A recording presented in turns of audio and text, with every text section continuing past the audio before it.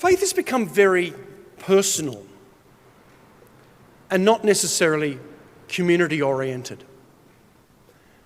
And our readings today are reminding us that we are meant to live out faith as part of a community. And over the last few days, our Gospels, our readings have been trying to bring us into the different elements of the journey of Lent. We're called as a community to be people of active service and charity. But we don't just do that in isolation of others, we do that as a community. Today our readings are focusing and reminding us of the role of Jonah, the role of fast, but also the role of a community.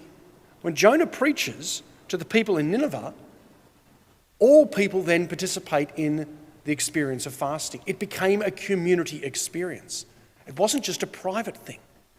And very often these days, faith becomes just my own little private thing. I do my little fasting, I do my little effort during Lent, and nobody else around us is sort of encouraged, except perhaps in the walls of this church, is encouraged to be on that journey.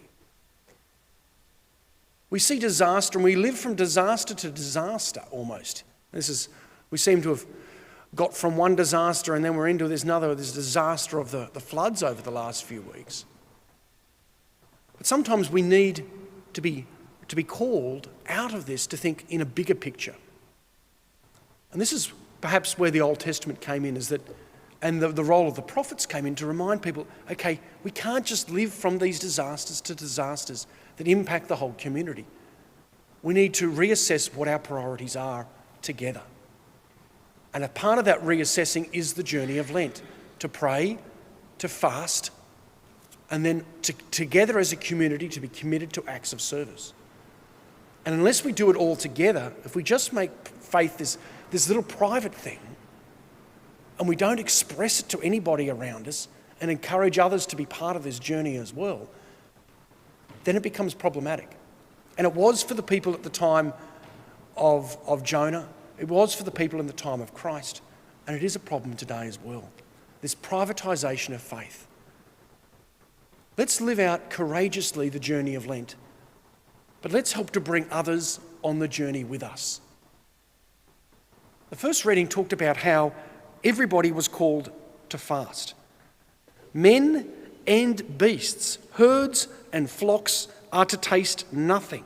They must not eat, they must not drink. All are to put on sackcloth and call on God with all their might. This wasn't just applying to even the humans. Here we're told it applies to the beasts, the herds and the flocks as well. The whole community was involved in this experience of fasting and pleading for God's mercy and assistance. Let's do what we can to encourage others around us, our children, our grandchildren, our neighbours, others, to seek the way of perfection through active charity, through prayer and through fasting during this season of Lent. It's a challenge. It's a challenge for all of us to move faith from being private to being a community experience of faith. That's what we do here in the church.